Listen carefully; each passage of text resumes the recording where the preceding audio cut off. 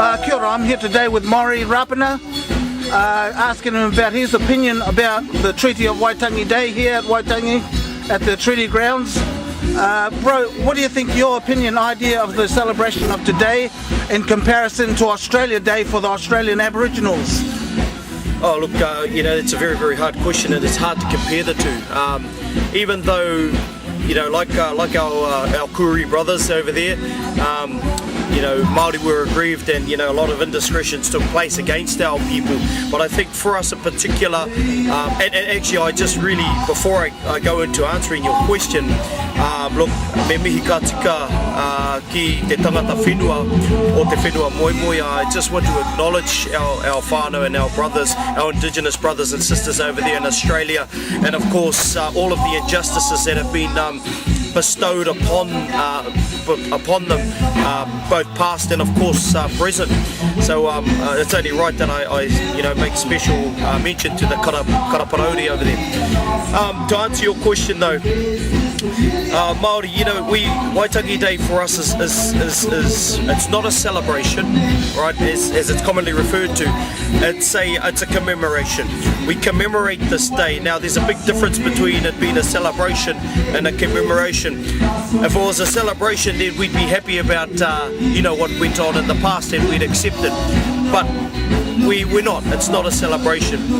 But with Waitangi Day, the Treaty of Waitangi, which was 176 years ago,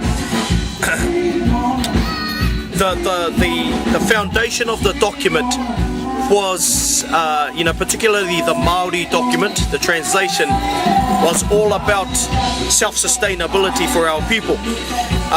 We govern ourselves as we had done so many years before the arrival of they call them the colonisers, but the arrival of the Queen's representatives. But moving forward to form a sustainable future for both Māori and non-Māori, but obviously it went okay for a couple of years after the treaty document was signed, but then it turned pear-shaped. It turned pear-shaped where, of course, the British started to overrule and implement their demonic ways among our native communities here.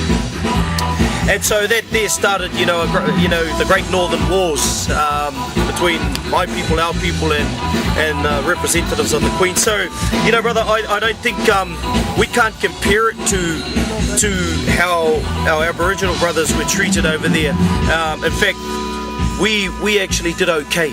We did okay out of the treaty document. It's been a long process though, brother, to get the government and the Crown to acknowledge the injustices bestowed upon our people. But we're almost there. Our tribes are settling, and that's all because of the virtue of the treaty document, brother. And if this treaty document wasn't in place, then we sure as hell wouldn't be able to settle right now, and there's only a couple more tribes left in our country to settle their injustices against the Crown, bro. So. Thank you, bro. Cheers, brother. Kia ora, bro. Another question. What do you think about the interplay between Māori and other Polynesians involved in the issue of Māori politics? Do you think there should be a bit more interplay with Polynesia and Polynesians in Auckland and around Aotearoa with the issues to do with tangata whenua? Do you think they should have a bit more involvement in the politics of Aotearoa to do with tangata whenua? Sure. Yeah, good question. Well, at the end of the day, we are known as Māori, but we also known as part of the Polynesian, culture. So we're all Polynesians, and so the only difference is that we settled in Aotearoa, they settled in Marquesas, Tokelau, Rarotonga, Niue, Samoa, But at the end of the day, when they come here, by way or by virtue of this treaty document. Again, I allude to the treaty document.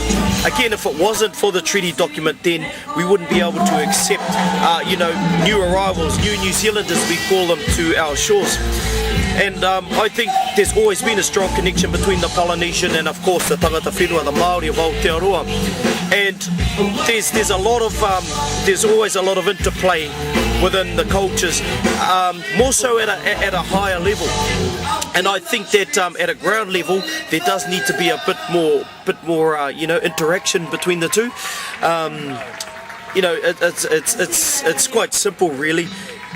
We will support, our Polynesian brothers in anything that they do, because again they've suffered the same injustices as we have, and of course I think that Maori and Polynesians alike need to walk side by side as well, and we'd love to get, for me personally, I'd love for them to be involved in, of course, our politics and getting in behind and supporting us.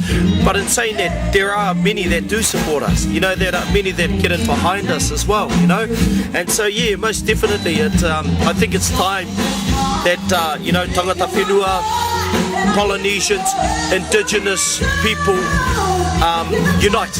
We unite under the one umbrella and kōkiri tia i roto I te kotahitanga, and we progressively act and move in unity, because that's the only way forward. It's no use looking back. What's done is done. And we're never ever going to be able to heal if we don't look forward.